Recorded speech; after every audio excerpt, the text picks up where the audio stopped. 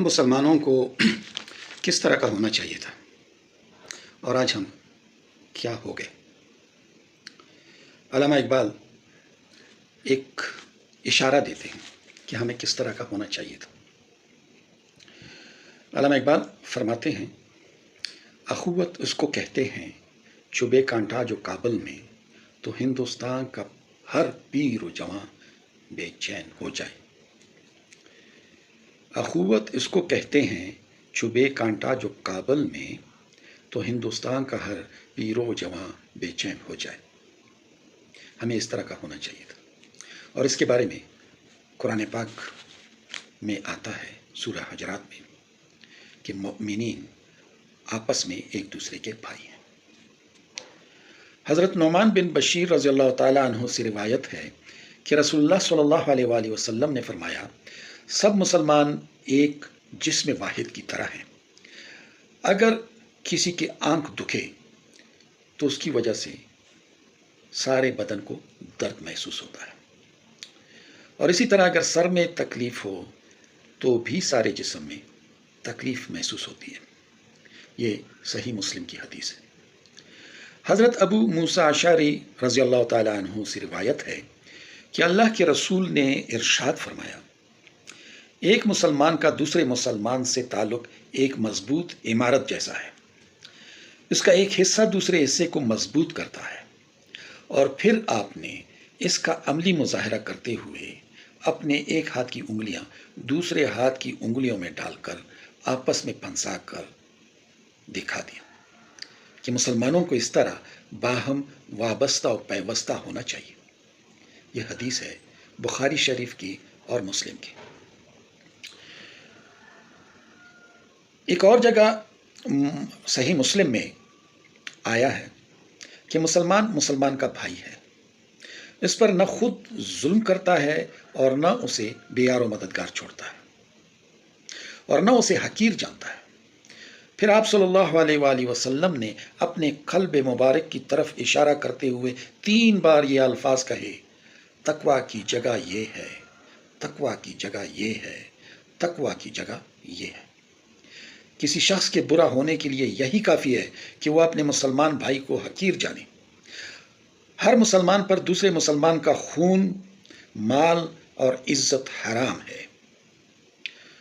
دوستو، جب تک ہم مسلمان ان اصولوں پر اخوت برقرار رکھے ہوئے تھے، ہم محفوظ تھے، ہمارے گھر محفوظ تھے، ہماری عزتیں محفوظ تھیں، ہماری جائیدادیں محفوظ تھیں، ہمارا دین محفوظ تھا، اور سب سے بڑھ کر ہمارا دبدبہ محفوظ تھا۔ مگر پھر کیا ہوا؟ سازشیں، ہر طرف سے سازشیں۔ ہمارا یہ بھائی چارہ، ہمارا یہ اتحاد سازشوں کے نظر ہو گیا، اور سب کچھ پارا پارا ہو گیا۔ ہماری جغرافیائی تقسیم کر دی گئی، مسلح کی تقسیم ہوئی، ہم لسانی تقسیم میں بھی آ گئے۔ ہمارے اندر اتنے فرقے سر ابھارنے لگے کہ اب تو میرے خیال میں گننا ہی بے سود ہے۔ ہر ایک نے 1.5 اینٹ کی الگ الگ مسجد بنا ڈالی، ہر ایک اپنی قطع زمین تک محدود ہوتا گیا۔ دوسرے بھائی کے ساتھ کیا ہو رہا ہے ہمیں کوئی فکر ہی نہیں رہی۔ وہ بھائی چارے اور ایک جسم کا تصور جو تھا وہ فنا ہو گیا۔ اسی لیے تو آج کشمیر کے خطے میں، فلسطین کے خطے میں، افغانستان پر، عراق پر، لیبیا پر، شام پر جو کچھ گزر رہی ہے، اور ابھی ایک بار پھر غزہ پر یہ جو کچھ بھی ہو رہا ہے، یہ اسی بھائی چارے کے پارا پارا ہونے کی وجہ سے ہو رہا ہے۔ سازشیں کامیاب ہو چکی ہیں، ہمیں رقص و سرور، دولت کے انبار اور آسائشی زندگی پر لگا دیا گیا ہے۔ یوں حب